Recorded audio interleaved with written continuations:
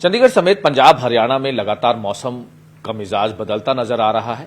हालांकि मौसम में काफी चेंजेस देखने को मिल रहे हैं। अगर हम आज की बात करें तो चंडीगढ़ के साथ साथ पंजाब और हरियाणा में भी कई जगह जो बारिश की संभावना बताई गई है, कई जगह मौसम काफी खराब है क्योंकि वेस्टर्न डिस्टर्बेंस की वजह से इस तरह का जो बदलाव है वो देखने को मिल रहा है। हमारे साथ director weather department Surendra Paul ji हैं, उनसे बातचीत करते हैं। सुरेंद्र जी, क्योंकि लगातार मौसम में बदलाव देखने को मिल रहा है, अगर हम आज की बात करें तो आज भी वेस्टर्न डिस्टर्बेंस की वजह से कौन कौन से एरिया जो है वो प्रभावित रहेंगे?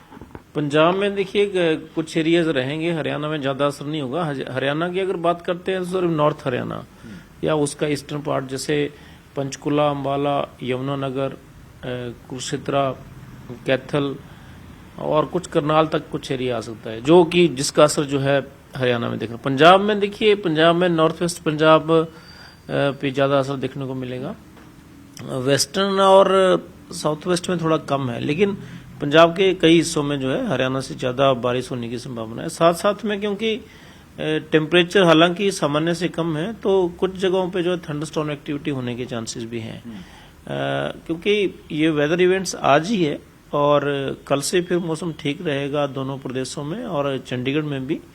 इसके साथ फिर इस वेस्टर्न डिस्टर्बेंस के जाने के बाद ये होगा कि फिर टेम्परेचर जो है मैक्सिमम टेम्परेचर जो भी सामान्य से करीब 2 से 3 डिग्री दोनों प्रदेशों में चल रहे हैं वो थोड़े बढ़ेंगे आगे अब, क्योंकि जो ड्राई कंडीशंस हैं अगले 5 से 7 दिन दोनों प्रदेशों में चलेगी। यानी कि कह सकते हैं कि गर्मी जो है वो आगे, तापमान जो है वो बढ़ेगा। हाँ, कुछ बढ़ेंगे तापमान, क्योंकि बड़ा इमीडिएट कोई WD नहीं आगे आने वाले समय में, तो एक तरह से ड्राई कंडीशन चलेंगी तो उससे टेम्परेचर जो है दोनों अब ग्रेजुअली थोड़े बढ़ने शुरू होंगे।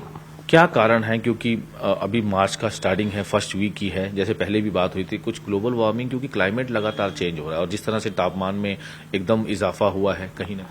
देखिए, मेट्रोलॉजिकल रीजन भी है इसके पीछे, जो मौसम की प्रणालियां हैं। देखिए, इस साल शुरू से ही आप देखते होंगे कि टेम्परेचर मुख्य तौर पर मैक्सिमम टेम्परेचर ज्यादा रहे, तो न केवल इधर पंजाब हरियाणा में, पूरे नॉर्थ में, तो उससे ग्रेजुअल टेम्परेचर बढ़ते रहे। पश्चिम विक्षोभ जो आए थोड़ा लेट स्टेज पे आए, जैसे आप बात करते हैं दिसंबर एंड में या फिर जनवरी में जो आए वो भी बहुत स्ट्रांग नहीं थे।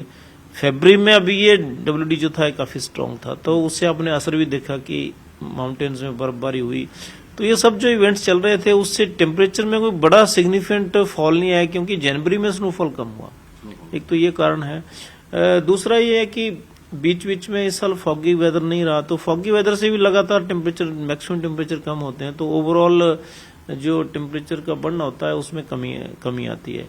तो इस साल ये सारी चीजें हुई। तीसरा रीजन जैसे आपने कहा कि क्लाइमेटोलॉजिकली देखा जाए तो क्लाइमेटिक चेंजेस जो हैं वो न केवल यहाँ ग्लोबली उसका असर आप देख रहे हैं कि चाहे वो एक्सट्रीम वेदर इवेंट्स के फॉर्म में हो, चाहे सीजनल चेंजेस की बात हम करते हैं, तो उसका असर डेफिनेटली पड़ेगा कई एरियाज में, कई जो हमारे रिसोर्सेज के ऊपर। लेकिन ये जरूर है कि अभी जो है अगले जो है 5 से 7 दिन जो है कोई इतना टेम्परेचर नहीं बढ़ जाएगा कि एकदम से गर्मी आ जाएगी, लेकिन टेम्परेचर बढ़ने शुरू हो जाएगा। आपको लगता है कि इस साल भी 2024 की तरह जो मौसम है वो काफी पूरा साल जो है वो गर्म रहने वाले की संभावना इस तरह की कुछ बन रही है? जो आउटलुक है अभी मार्च, अप्रैल और मई, जिसको हम गर्मियों का पूरा एक ऋतु कहते हैं, उसमें देखिए मार्च, अप्रैल और मई में गर्मी ज्यादा इस बार हमने फोरकास्ट किया है। और जो हीट वेव इवेंट्स होते हैं जिनको हम लू बोलते हैं वो भी ज्यादा रहेंगे सामान्य से। तो ये एक्सपेक्टेड है कि गर्मी इस साल जो है पिछले साल की तरह रहने की चांसेस हैं। और लेकिन इस कई बार ये होता है कि जो एपिसोड होते हैं वो काफी इंटेंस हो जाते हैं बीच बीच में।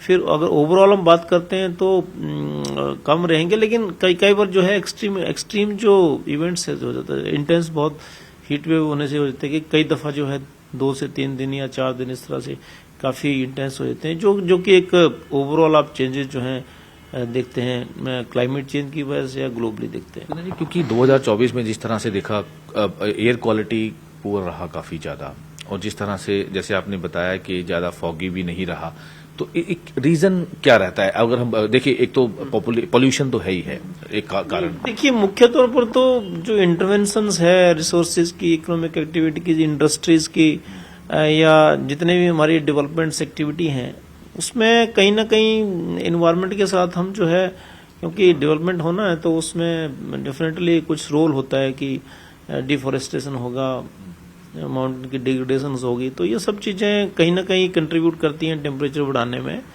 तो उससे जो ग्लोबल हमारे वेदर पैटर्न होते हैं, जो ग्लोबली हम देखते हैं कि समय समय पर मौसम की प्रणालियां हैं, जिसमें विंटर में आप पश्चिम विक्षोभ देखते हैं कि विंटर में आमतौर पर देखने को मिलते हैं, जिससे बर्फबारी और बारिश नॉर्थ इंडिया में होती है, उसमें भी चेंजेस आ जाते हैं।